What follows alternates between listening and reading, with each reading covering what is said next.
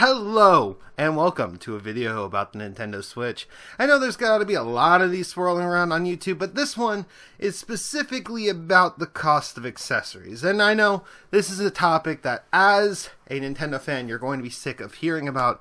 So instead of being, oh man, they're so expensive, we're going to break down what you need, what you don't need, what you probably will want, and we're going to kind of separate everything out just like that. Total up the cost and tell you how much your Nintendo Switch with all of your accessories is going to cost. Funny thing is, we also did it for every other console of this generation. So we've got the Xbox One and we got the PS4 totals as well. So we're going to break it down to what you will want at launch, what you will eventually want, and what you will never want. But we just kind of threw that category in there to see how expensive you could make these consoles. And don't feel bad by any total in the end. This computer next to me, which I've referenced in another video, is more expensive than all of these totals. So just know that consoles are still cheaper than this, although not by much, admittedly, when it comes to the PS4. But we're going to talk about that in a little bit. So let's get started.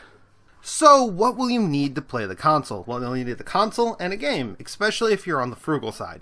So you're looking at about $360, which is not bad for console launch. Now, personally, I'm buying quite a bit more. On top of the console, I have the special edition of Breath of the Wild, which is $100 instead of $60. I also bought a micro SD card at 28 gigabytes, for the console. I've bought an additional charger, third party of course, for the Nintendo Switch. I bought a skin from Dbrand to make my Nintendo Switch unique amongst the Switches in my house and the Switches at college, since Lecraton's already voiced that he wants one. And I also got the charging grip for the Nintendo Switch Joy-Con, since I plan on playing these things pretty regularly, and I'm really bad at charging controllers. So having the Joy-Cons chargeable while I'm playing is super important. That all added together is about $500, which, in comparison, it's not that much worse than what you would have been paying if you're on the frugal side. And I have a lot of the equipment I will need for my Nintendo Switch to be portable. Now that is a pretty penny though, but let's face it, at that price I am matching the Xbox One at its original price with the Kinect, and yeah, I wouldn't even have money for a game if I were spending that much. In fact, if you took an Xbox One at launch and you bought all of essentially the functionalities that I would have bought for the Nintendo Switch, so things like expandable memory, I would have gone with an external hard drive. Although I don't think that support was there at launch, I still would have wanted some sort of a hard drive. So we're going to give them the benefit of the doubt and put it towards an external price, just because I know Microsoft's prices are way out of proportion. I would have wanted a skin, much like the one that I'm getting for my Nintendo Switch. I just found this site, and it's pretty fucking awesome. And no, I'm not secretly running this site. I actually just really found it, and I was like, I like what they're doing. That is cool, and so that is why I'm so into it. So I would have gotten a skin for that. And I also would have gotten a game, of course, because, you know, I need a game to play it. And I would have gotten the Charge and Play, which would be like the Joy-Con charging grip. And when you total that all together, all the stuff that I was looking at, well, you're looking at about $680. Again, that's only $180 more than I would have spent on the Switch, or I am spending on the Switch. But when you start to look at numbers like this, it's getting out there. Like, that is the starting price for me. So, how much further down the rabbit hole does this go? And luckily, the PS4 actually loses a lot of the cost that the Xbox One has. It comes in cheaper than the Switch. Well, my Switch would have been. Or about the same. At about $500, because you don't need the charge and play, since the controllers can be charged and played at the same time. A wonderful function, you know. And I wouldn't have had the extra 100 from the Kinect in there. So it would have been cheaper to buy a PS4 at the time. It still is cheaper, I think. But it comes about the same with the Nintendo Switch. So then, let's move on to the stuff that you're going to want. This is the stuff you want for your console to maximize its effectiveness. Now, I'm going to be honest, here's where I'm going to be paying less than most people since I don't have friends. The most friendship I have is with Gamer Guts and my own internal family. I do not have friends. And so, because of that, I am not going to need that many Joy-Cons. I'm not going to need that many Pro Controllers. So, let's look at exactly how much you can be paying for this. So, if you take my total, which is about all of the extra stuff you need, and minus the skin from it, you can then add, your very own Joy-Con charging grip, and you can add your own carrying case. Depending on which one you can use a big bulky one or one that transports everything. You can then, of course, get a charging dock for your extra Joy-Cons, and which you're going to want another pair of Joy-Cons. You're also probably going to want a Pro Controller or two, depending on your situation. And you're going to, at that point, you'd have a maximum of 6 controllers, so you should be pretty much fine.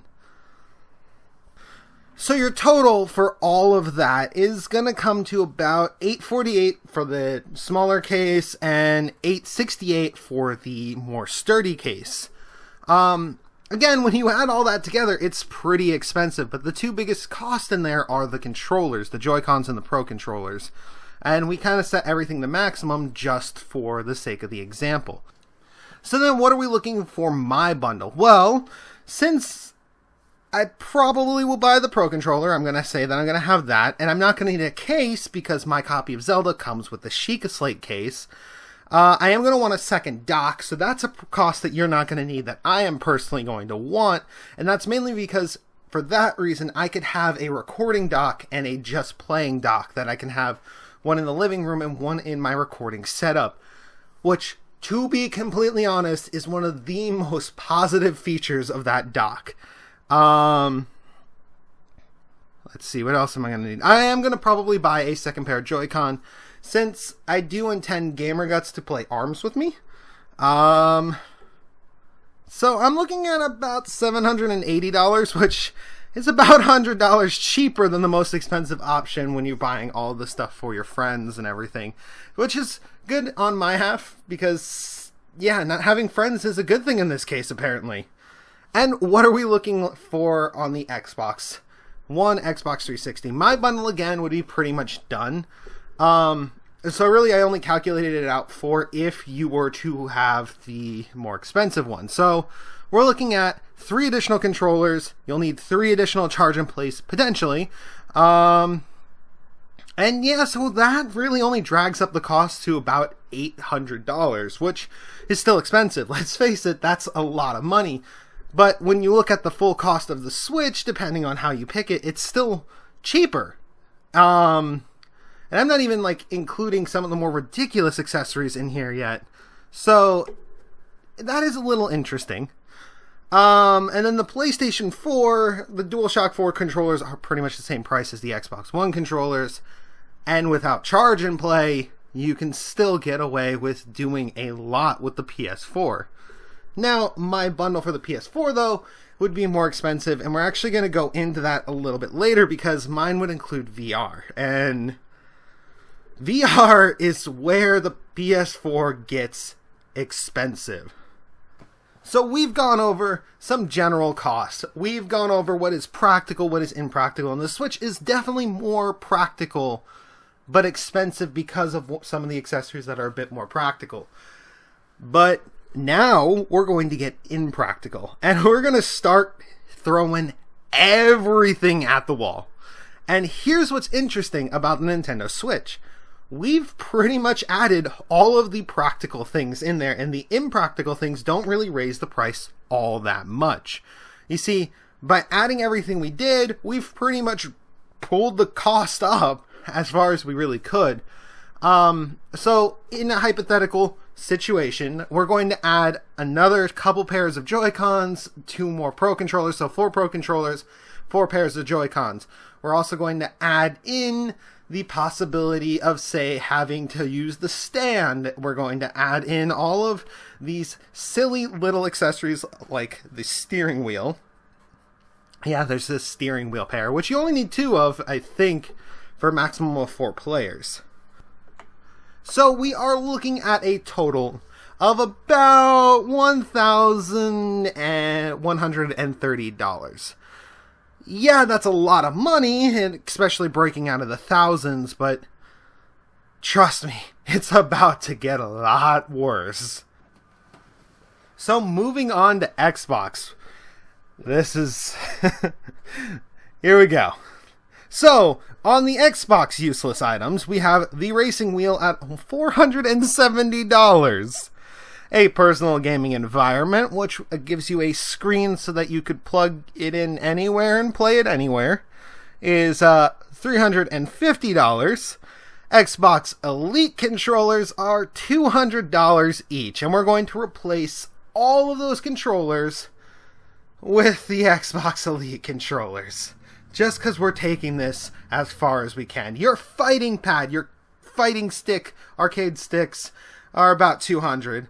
We're going to have the skin, of course, because we're going to add the skin into all of the cost, mainly because we're going all the way through with this thing. Your carrying bag is going to be $60. Your chat pad is another $30. Your multi-controller charger is another $30. And, oh my goodness, once we add everything together, we're looking at a total of about $1,800. $1,800 to $1,900. Yeah. We're looking at almost $2,000 in cost for the Xbox One with all of the boxes checked. Yeah, that's expensive. That's very expensive. My gaming computer is about a $2,500 setup when everything's in total. So at that point, you're better off building a gaming computer than you would have been buying all of the useless shit you would have gotten at that point. Now the PlayStation 4. And as I said, VR really does make this quite ugly. So let's get right into it. So a VR starter kit is $500 right off the bat. The VR bike, because that is a thing on the GameStop website, is another $400. Like, I don't know why it exists. I don't know why you'd want it. But we're throwing it in here because we're throwing everything in here. Of course, then we got our racing wheel, our fight pad, our personal gaming environment, our bag, our VR charging station, our controller charging station, a chat pad. All of that stuff is going to be thrown right in here. And, well, how much does that drag up the price?